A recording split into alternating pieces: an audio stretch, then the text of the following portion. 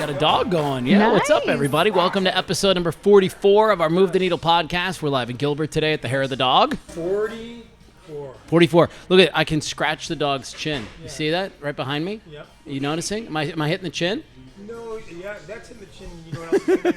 I know, I'm dangerously close to his balls. Okay, look, today's going to be a great podcast. We're going to sit down with a couple of really incredible people, 3 to be exact. So Sarah Watts, Kim Powell, and Jenny Lynne is going to be our very first interview. I'm super psyched to talk to Jenny because she's into emotion code work, which you know I've raved about for years. And when I need some advice on it as well.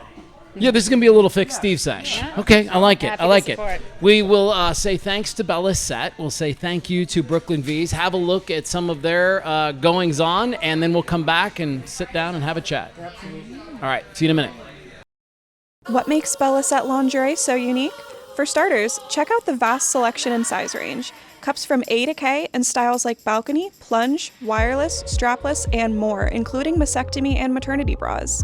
With superior customer service and free professional fittings, it's the go-to bra shop in the East Valley. Locally owned, with 2 locations in Ahwatukee and Gilbert. Check out our glowing reviews on Google and Yelp. Visit bellasetlingerie.com to learn more. Well, welcome back, Steve. It's episode 44 of our Move the Needle podcast.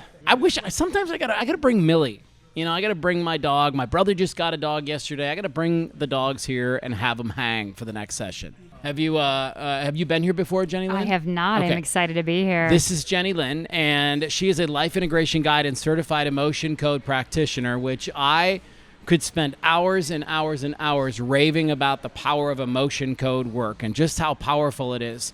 I was looking on your website, and I noticed a couple of things that I want to talk about. Your specialty is life integration coaching. Mm-hmm. That's what it says. Mm-hmm. So put a little color around that. What does life integration coaching mean to Jenny Lynne? So have you ever had a moment where you were sitting there and you needed to go this way and your energy was going that way? Oh, yes. Okay. Bring it back together. That's what I do.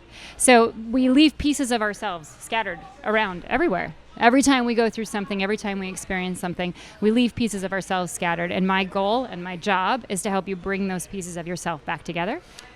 So what do you see? Give me an example of somebody you've worked with without divulging too much personal information about they were one way and the energy was a different. So I would say it manifests in 3 main categories because I love organizing things.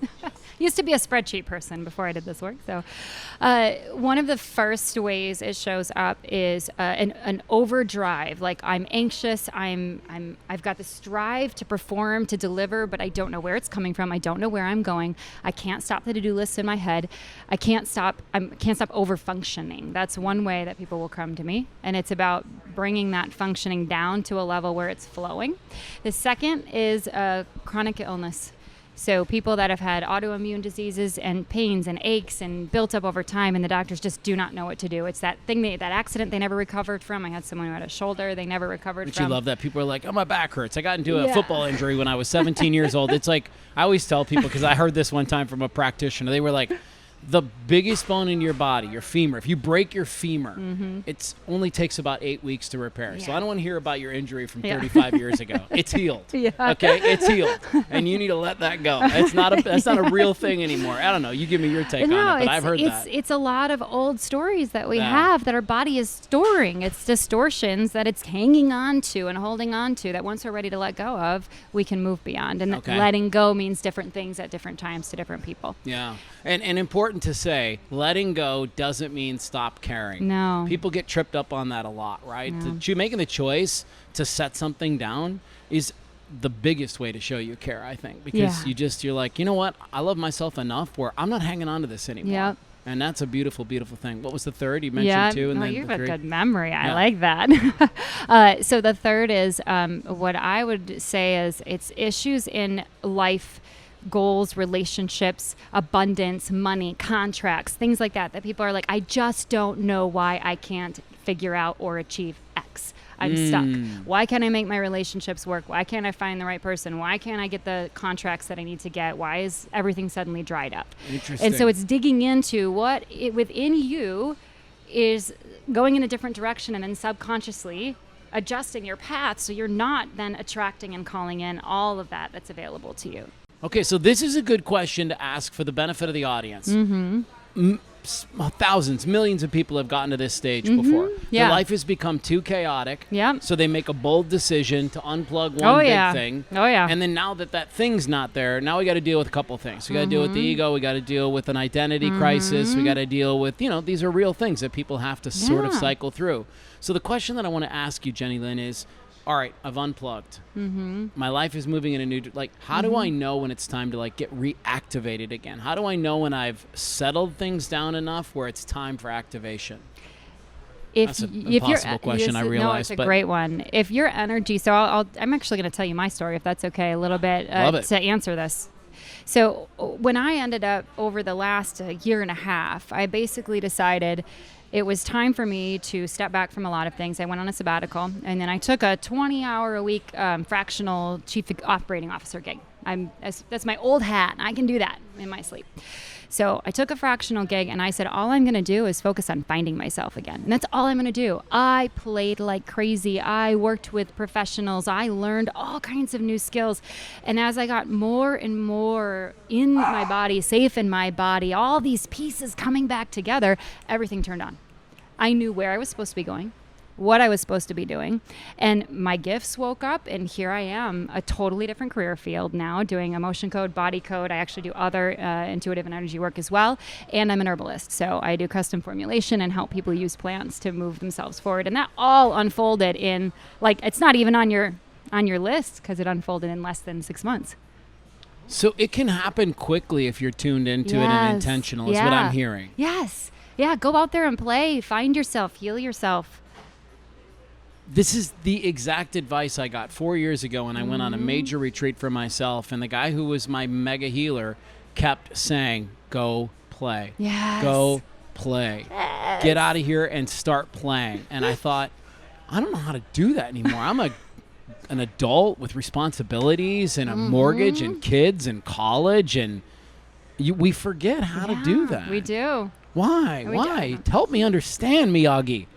Because we have so much responsibilities. Most of our stories are built up on responsibilities that we had that started from a good place. Like, I was super successful. I was the breadwinner, right? I made a good living. I rocked that corporate environment. And then after I made the bacon, I took it home, I cooked it, and I took great care of my kids. I did everything. Where's the room for fun and all that? Yeah. Now, I built an entire identity around that. I'm successful, I'm well-liked, I'm admired. Now my entire identity has been built not around me, but around what I did. And not what I did for myself, but what I did for everyone else. Oh, fascinating. I want to ask you about your transition from corporate to this new energy guru, right? Person guru, such a terrible word for so many people. I get that, but I started saying guide. I'm like, that kind of feels good. Guide feels good. That feels good. I've walked the path. I'll help you on in what ways did you struggle with your identity, and in what ways did you have to shed the snake skin to step into this new role? Yeah. Well, I had many snakeskins. Yes. But I had many identities I shed, and I actually talk about this in a speech I used to give, Death of a Workaholic, about the voices. And so it's a lot about identifying the voices from your past, both outside of you and inside of you, that shape your identity unknowingly. So when my kid's father passed, I had a lot of voices. I'm so sorry to hear that. Thank you. I had a lot of voices I had to process through. I sold my business. I did the unplugging thing and said, I don't know, I got to figure out how to do this thing. But I had to redefine it. And then I sunk myself almost too much into my kids and became codependent. Guess what? You leave one, you figure out another. It's really hard when you're working through that. So I had to shed that skin. And then when I left and we had some difficulty after the passing, it was a lot about letting go of what it meant to be a mom. Because we got definitions around that, but I had to be mom and dad, and I couldn't do both completely the way they needed to be done. And so I had to let go and redefine, what does it mean being their mom right now in this situation? That was probably the biggest skin I had to shed, and that in that healing is how I found this new work. I love that the skin you had to shed was to the idea that you had to let go of trying to be something that you couldn't possibly be anyways.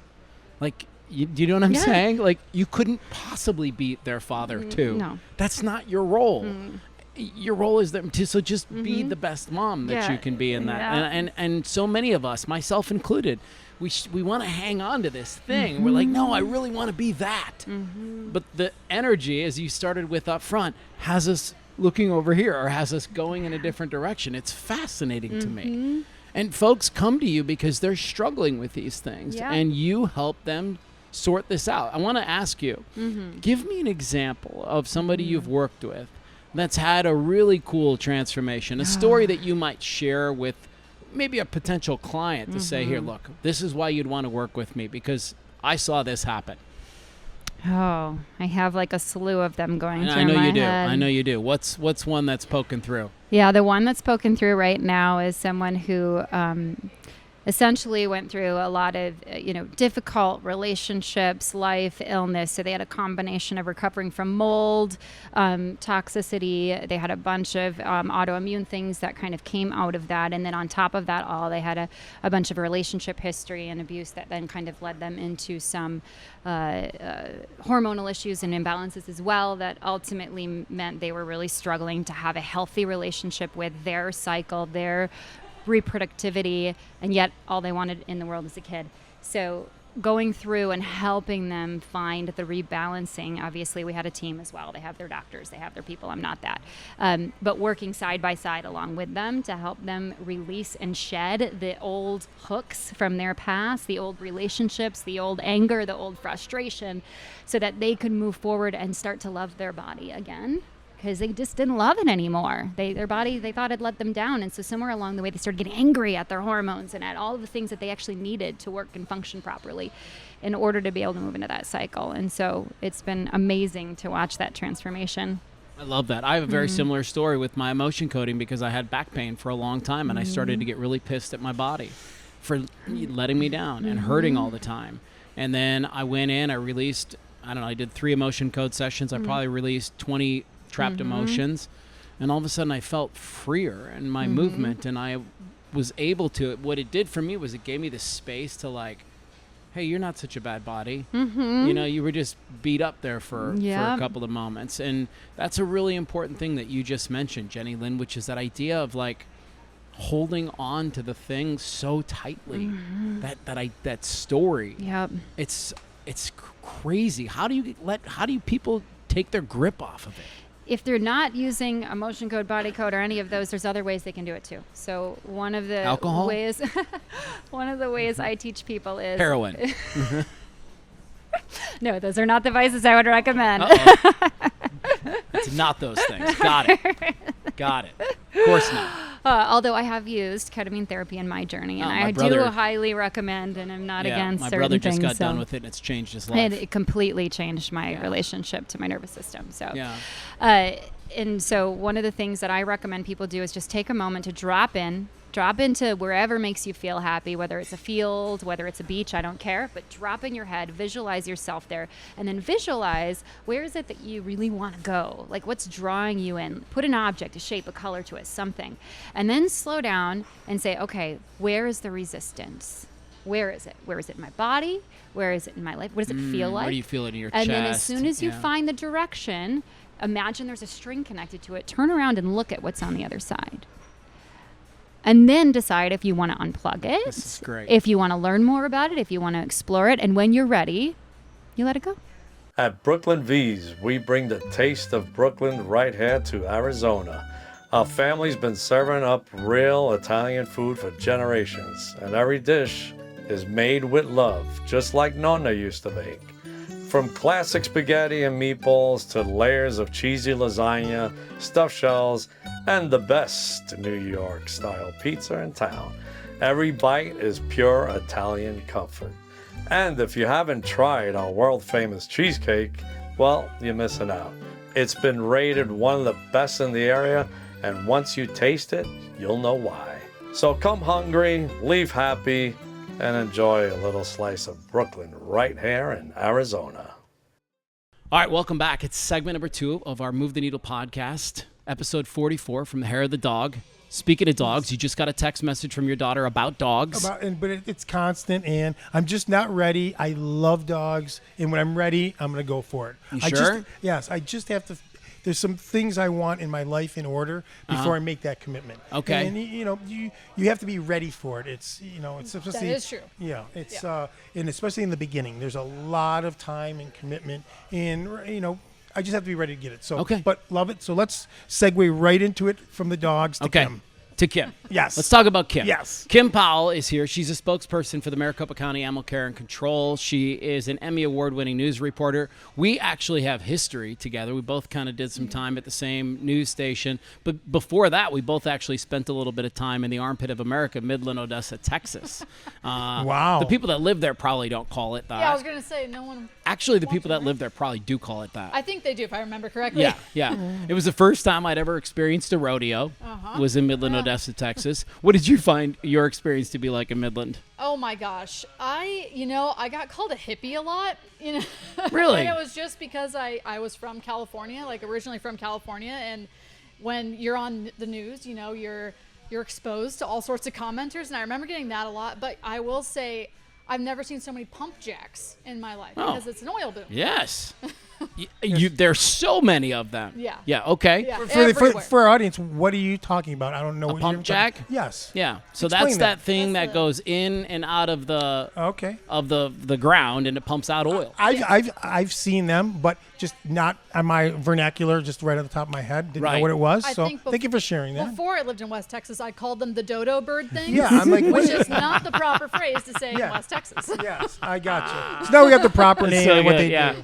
This is why you get called a hippie, right? Yeah, exactly. Yeah, they were like, what is she talking about? Now, I also see that you're an animal lover and a hiker, so I want to ask, I love to hike. Where's one of your favorite places to get on the ground? Well, one of my favorite places, my most frequent, is Dreamy Draw on the opposite side of Payastoa Peak, and that's just because it's a great place with a bunch of different trails, and it's great to take my dog out there, and it's close to my house, so that place has been a random, spontaneous hike on the weekend. That's where I'll go, but if I can go anywhere up in Sedona, of course, that's the dream.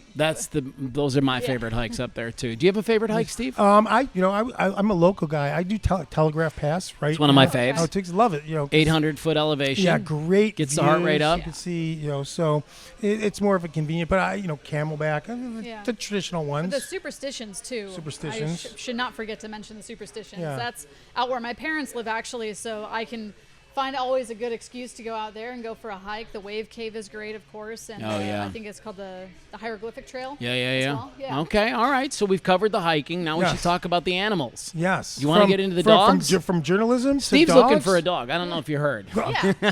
So we're gonna, by the end of this podcast, convince him to get a dog. I really don't think so. This is may where not. this is going to see me settling in here. Yeah. I won't buckle. Yeah. I just won't buckle. Well, you're not ready for it yet. Yes, that's what How it did is. you make the transition from TV personality to spokesperson for Maricopa County in this whole field? Yeah. So, I mean, like a lot of journalists, we end up in different fields as PR and communication and something like that. But I always said if I leave news, I want to do something to help animals.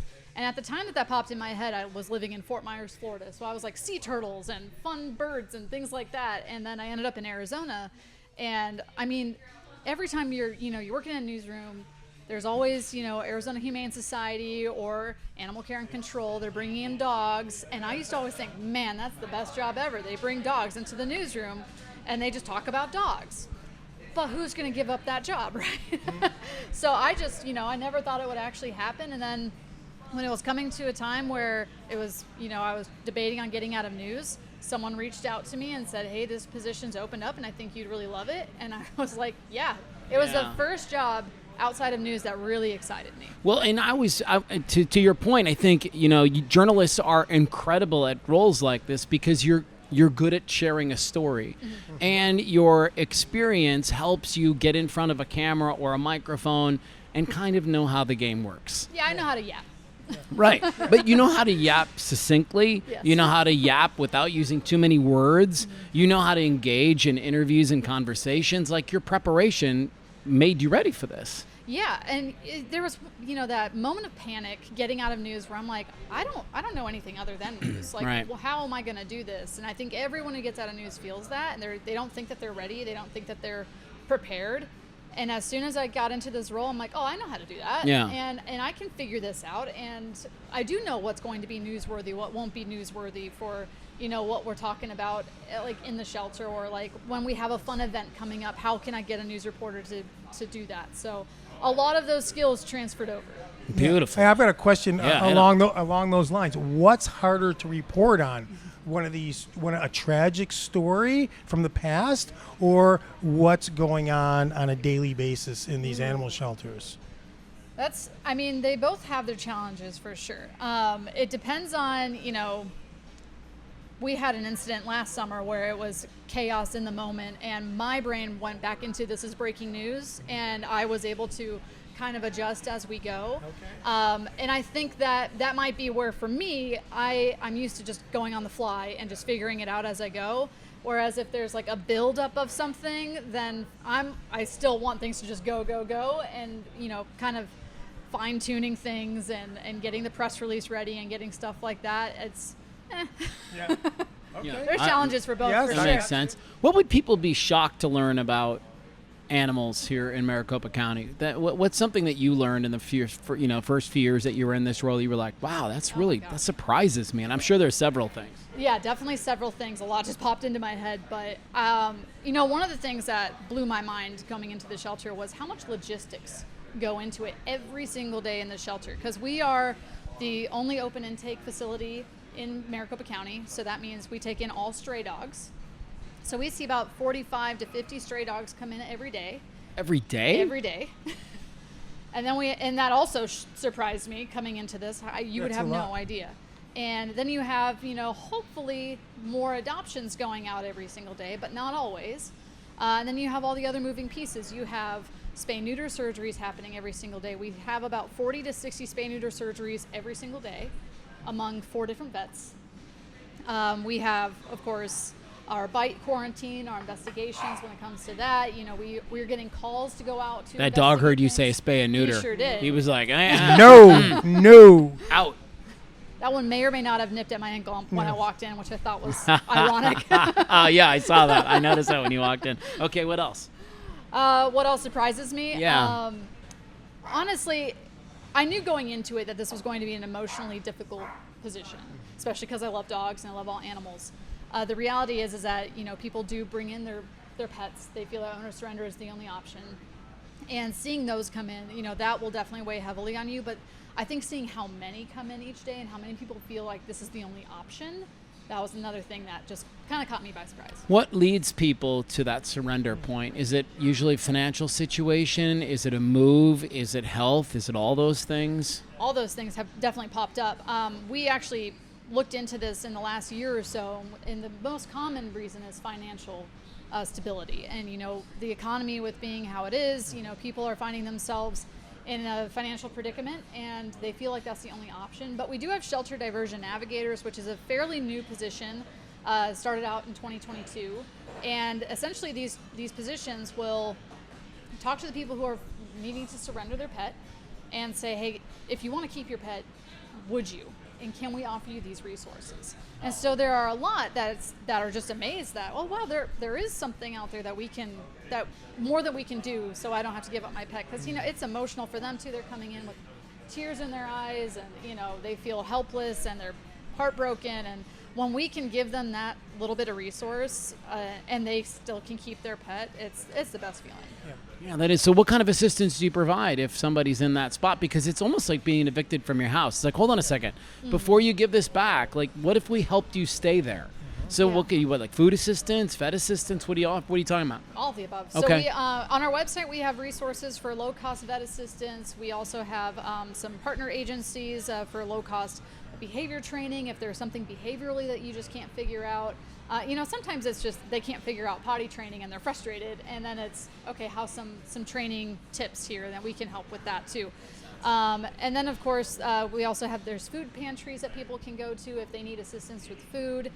We even take in donations. If there's donations of food that we can't use at the shelter, then we will donate that to the public who maybe needs that, or donate it to other facilities that can give that out.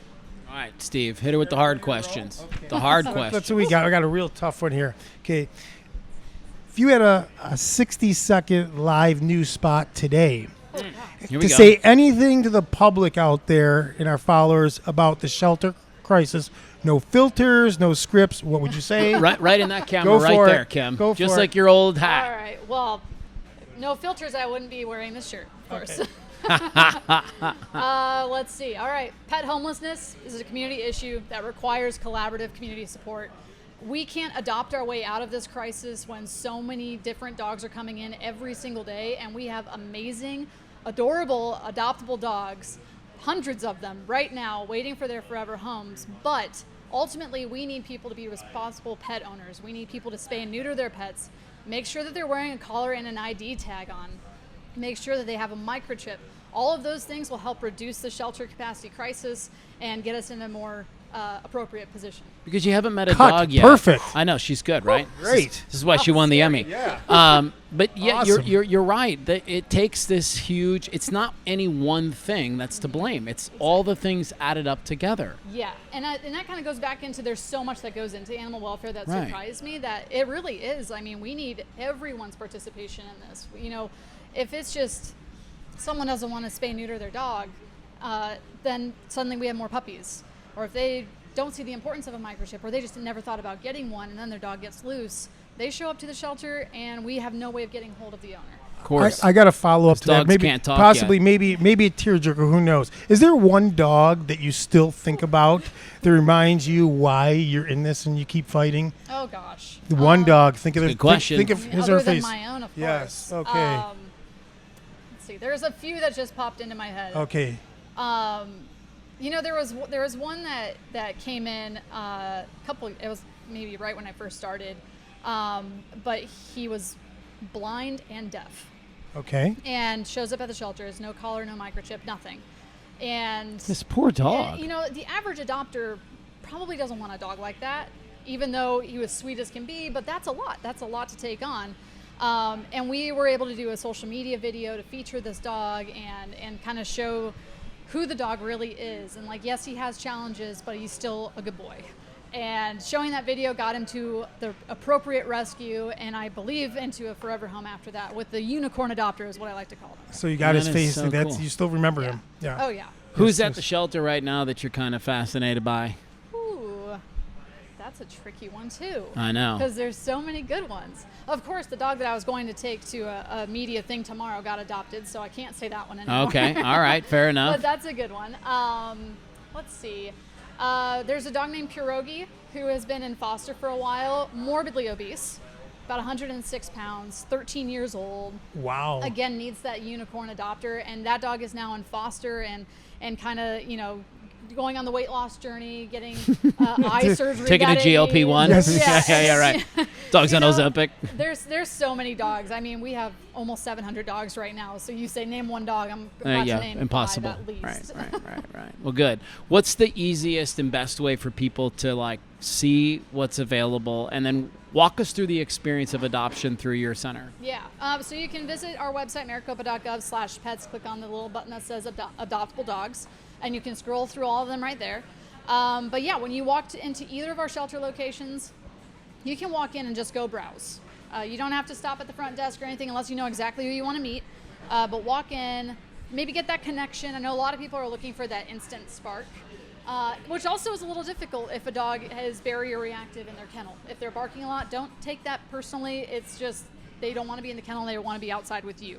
But you can walk through, take a picture of the kennel card, get the name of the dog, bring it back up front. We'll get you up with meet and greet.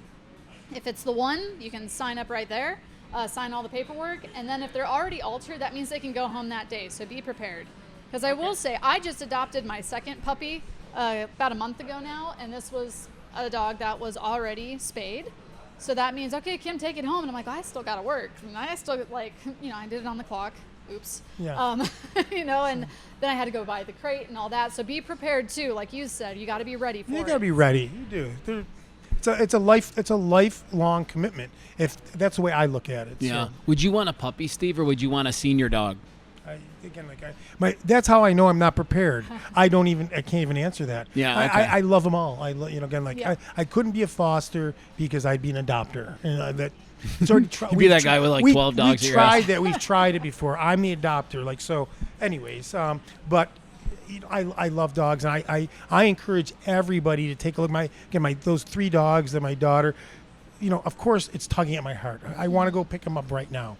Again, but if people are ready. Get out to these shelters. There's so many beautiful animals available, and that's what I would encourage. We've had so many of the amazing people working with animals, including yourself, Kim. On this podcast, and there is such a need.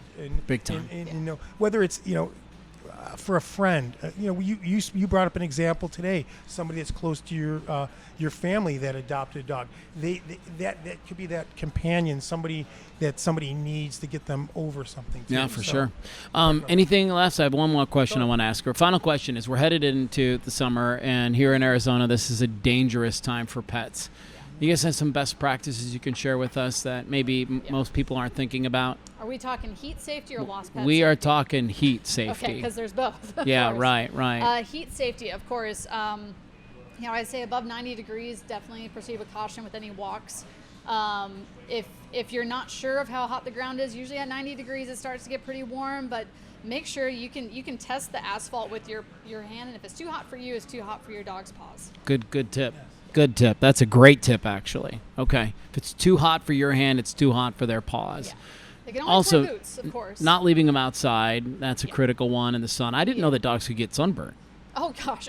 So my dog, not the puppy I just adopted, but my other one, I just discovered that he gets sunburned. Really? And now he wears a goofy Hawaiian shirt everywhere we go. Oh, cool. And he's like, hang loose, yeah, baby. I recently learned, because it's my first summer with him, that he got sunburned the other weekend. I was like, oh, my gosh. We got to suit this guy up. We're suiting him up. I love it. Well, Kim, thanks for being with us today. Thanks for having me. Yeah, Thanks. thank you, We Kim. got the site and the show notes. If people want to go hit that and then go down and meet their new pup, I think that would be a great way to spend your day. Absolutely. All right. Thanks again, Kim. Thank you. We're going to take a quick break, and when we come back, it's all things chamber. We're going to have Sarah Watts in that middle chair. We'll see you in a minute. Yes. Hey, what's up? I'm Matthew Blades. I'm Steve Petz, and we are... And together we host... Together. Hey, what's up? I'm Matthew Blades. I'm Steve Petz, and together we host the YouTube and podcast series Move the Needle. And we are looking for all kinds of cool guests to appear on this YouTube and podcast series. So if you're out there, hi, sure. Hey, what's up? I'm Matthew Blades. I'm Steve Petz, and together we host the podcast series. Hi, my name is Matthew Blades. I'm Steve Petz, and together we host the podcast and YouTube. Do you not know what you do? Hi there, my name is Matthew Blades. And I'm Steve Petz, and together we host the YouTube and podcast series Move the Needle. That's right. So if you're somebody out there who would love to be on our podcast, and you too are moving the needle, we'd love to meet you. Who are we looking for? People of positive impact Yeah. in the community, teachers, Yeah. coaches, business Speakers, business people, nonprofit leaders.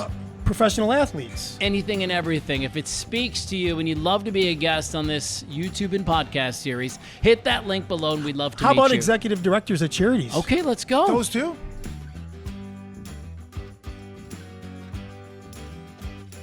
Well, welcome back. It's segment number 3 of our Move the Needle podcast. We're at the Hair of the Dog Yes. today. This is a great venue. If We people love don't it. know, you can come here. They have a huge bar. And you can not only get like coffee, but you can get alcoholic drinks. And Yes. they've got this little patio for the pets to hang out. And you play. can bring food in. We mentioned Brooklyn V's, one of our sponsors. Get Brooklyn V's, bring it in here, hang out.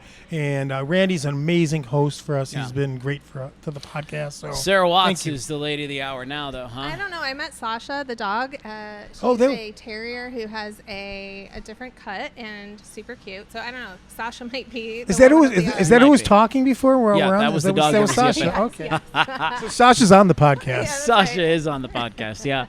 So you're the CEO of the Gilbert Chamber of Commerce. I am, yes. And what does that mean to you? What does that mean role to mean me? to you? I think that through the chamber, my role is to be the voice of business through the community. So it's myself and my team, but really a larger representation of those who are members of the chamber. Okay. Yeah.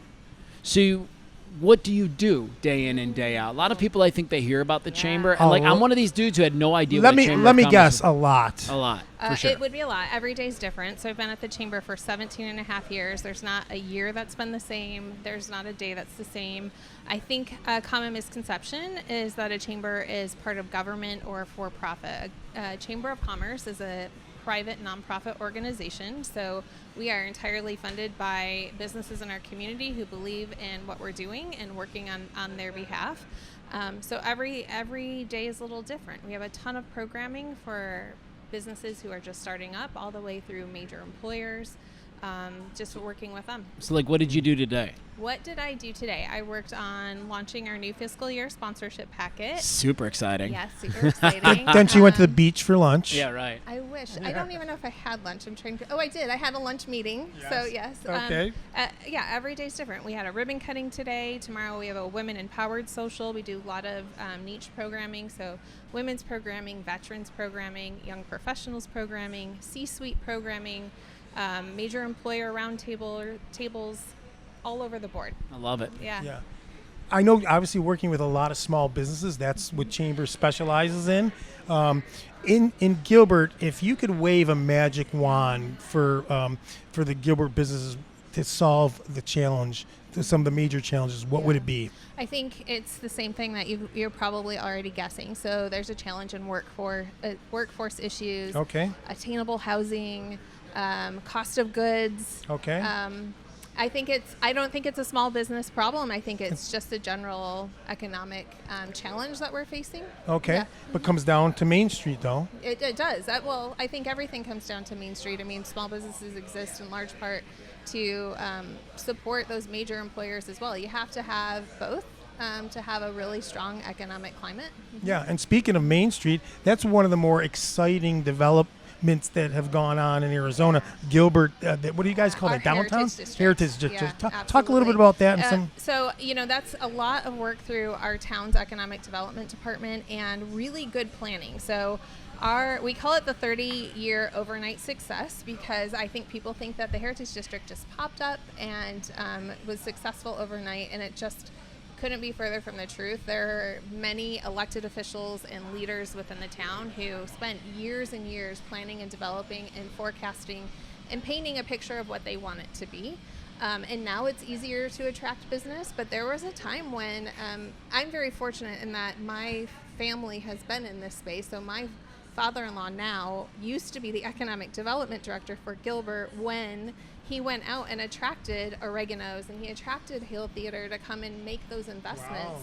Wow. So I get to hear firsthand the stories of some of those challenges that he and members of staff and electeds had to overcome. But it is easier now, and it's a very desirable place, but it still takes a lot of work and planning. Oh, yeah. And we have a fantastic economic development team here in Gilbert.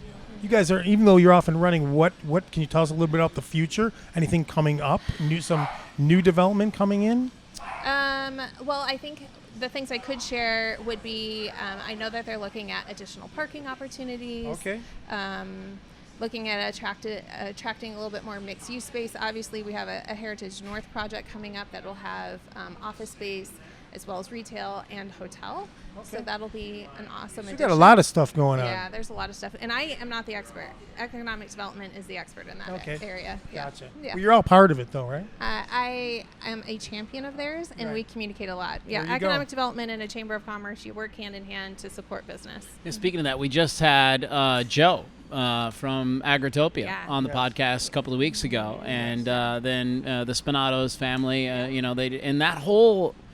Like, there's so many cool parts of Gilbert, and that's the neat thing about that town. When I moved here in 2010, people were just starting to head that way. Yeah, I and now remember. it's really one of the most desirable zip codes Yeah. in the valley. Yeah. Huge credit to the businesses that are out there. Absolutely. People have to take a chance and invest. And, I think sometimes we forget just how much it takes to start a small business. Right? These people put blood, sweat, and tears and everything they have on the line. That's why it's an honor to represent this business community, because I get to see those stories, and those success stories mean a lot to me. And just as much, those people who are challenged, especially in harder times, I want to work even harder to make sure that they have representation in their herd. So you work with 620 members, from what I read on the website, more than 50,000 employees. You mentioned that the I don't know what the word you used with it, with one of the struggles that businesses are having, and it's kind of this personnel issue. Oh, yeah, workforce. Yeah, Sure. workforce, right? Sure. So talk to me a little bit about the current state of the workforce in Gilbert. Yeah. What are you guys discussing? Again, I think it depends on the type of business. Some of our major employers there just might be a skills mismatch, so there's an opportunity to upskill existing employees or retrain them. The other thing I think that as Gilbert we have to look at is retaining our youth. So our youth right now, especially when they're challenged to maybe find something to invest in locally for housing, they're moving out of our community, which means there's a workforce that could be moving as well. So I think there's a lot of conversation to be had about upskilling or reskilling certain positions or titles within organizations, and also retaining youth. I also think we have retirees who could really contribute to the workforce right now. Such a big thing to say that, right? Like, now you've done it all these years, now give back. Do Teach something the you next wanna generation. do. Yeah, right. Like, What would you say to the Gilbert community at large about what their role is in making sure that Gilbert stays this vibrant town and community? Know the businesses in the community, know the impact that spending money in the community has. So the one thing I like to point out is that Gilbert doesn't have a primary property tax, so most of our funding is through sales tax. So when you make a choice to go across the border and support a business in a different community, I'm not going to shame you. That's not a terrible thing. We all do it. But you could actively choose to keep your tax dollars right here in our community to fund our government. Like, what's in Chandler or Queen Creek that's not in Gilbert? Stay in the hometown, right? Come on. Yeah, stay in your hometown. I love that, crossing the border. That's so good. All right. So obviously, spending time in Gilbert and watching this development, it's a hotbed of innovation. Yeah, it okay. is. My question is there a hidden gem recently or entrepreneur that's kind of come up on the map in Gilbert? Well, I'm sort of going to brag on my own organization for a minute, because Go ahead. we, last September of 2024, we partnered with the Office of Economic Development to launch what's called the Catalyst, which is Gilbert's business resource I read center. about that. Okay. It's brand new. We've never had a full-fledged business resource center in our community before. So I'm excited about that, because we get to support any business. It's free of charge to anyone in Gilbert. They can come in, they can do workshops, they can do expert office hours, free podcast studio, content creation studio, free virtual meeting room. Any business resource that they're looking for, we have an expert that can help them launch from ideation through exit. So even if they've been in the game for a while and they're just looking for what are my next steps and how do I have a succession plan, we have an opportunity to support them in that phase too. Super cool. Yeah, we love should, that. We should podcast from their studios. Why do we one time, do it? Steve. Yeah, You're more than welcome to. We and Sarah have talked about a couple of things. We'll see what's up for the right. future. That's right. Yeah. Y'all are cooking something up Yeah, over we'll here. see. I like We it. might I like I it. think Steve's always cooking something up. I think so. Steve is always cooking something up. Right. This Thank you. guy's a man on a mission over here. What else you got over there, Captain? I've got this is a little bit of a fun question. Yeah. If running the Chamber of Commerce were like running a reality show, I know you like that stuff. What behind the scenes drama or unexpected plot twists is a daily survival challenge for you guys? Oh, I can't actually think of daily survival. I would Challenge. I actually think it to some extent it is sort of like being on a reality show. I think Okay. it's an expanded knowledge of life circumstance. So I'll tell you that as our staff and our team, like, we know a lot of the people in the community who are celebrating amazing things in life. So like having babies, getting married, kids graduating, like we get to hear that at an exponential rate.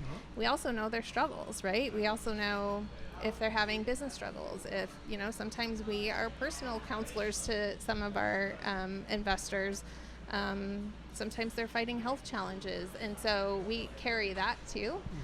So I would say that's probably the biggest challenge, is just keeping perspective, because we do take these things personally. We love them. So it's all a reality. It's a walking real. It's a reality show in itself. Yes. And so I spent some time with Sarah, and I didn't know she did some traveling recently to the East Coast for the first time. The Big Apple. Yeah. Okay. What from that experience, part of Big Apple, do you wish you could bring to Gilbert? Was there? Oh my gosh. Well, I love, and we're already going that direction, but I love the mixed use concept. So mixing retail opportunities with housing opportunities. I think as we approach build out, which we're about 7 years from building out our community, we have to have options to retain retail and commercial property and employment land. So I love that. Okay. I am not a fan of all their zoning, so there's some things they can keep. You know what I love about New York? I love the energy of the community. I love the diversity of the community. And they have great food. Okay. They got it all. Well, you have some pretty good food We in do. Gilbert too, So right? you could bring some in too. Talk to some of those New York friends and I tell will. them to move to Gilbert. We'll get right on I'm going that. to piggyback on Steve's question. If it were a reality show and Amy, Elaine, Antoinette, Marty, Nicole, and Emma were all on the show, who would probably get kicked off the island first? Ooh. Oh, I'm just kidding. You do not have to answer that question. Never On the spot. answer that. Yeah, you never have to answer that question. Yeah. You Come know on, what? tell I'll us. just say they'd probably kick me off first. Like spoken like a true leader. That's so good. All right, well, what is it that you're working on this week that's got you excited?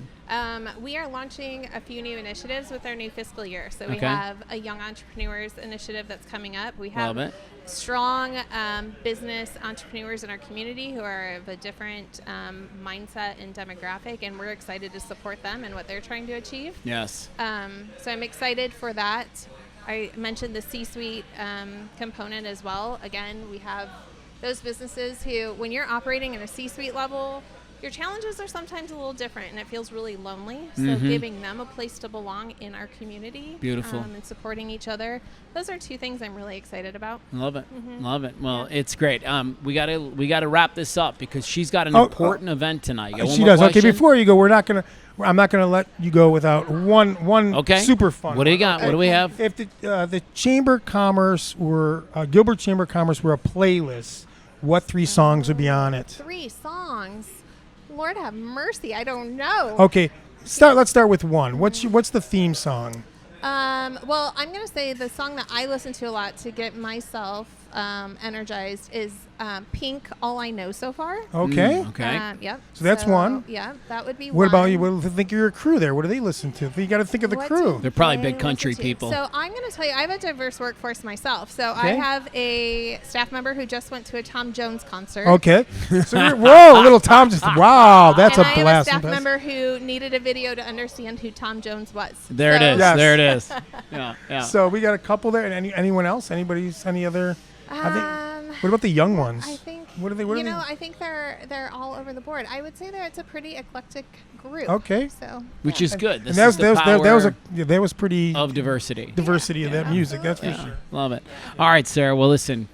Enjoy graduation this year. Thank you. Yes. You've got You I've got a high schooler graduating as well. I know you've already been there, done Yes, that. but congratulations to both of you guys. I know it's amazing. Thank It's you. going to be You guys did a awesome. great job, And yes. tonight's the final award ceremony for your Final- son. Yep, absolutely. All right. We're Well, almost there. grab a couple Kleenex and enjoy it while you Yes, can. I It's going to be know. amazing. Yeah. All right, thank Steve. you, Sarah. That is a wrap on 44 from Hair of the Dog. Right behind us. Special thanks to Randy for having us out Yes, again. Always. Brooklyn V's. Yes. Vito, Brooklyn V's. And Belisette. Belisette, downtown. Close to that Heritage District. They're down there. So. Oh, yeah, Belisette Yes, is in the Gilbert, retail- isn't it? Okay, good stuff. Well, we'll see everybody next time for episode number 45.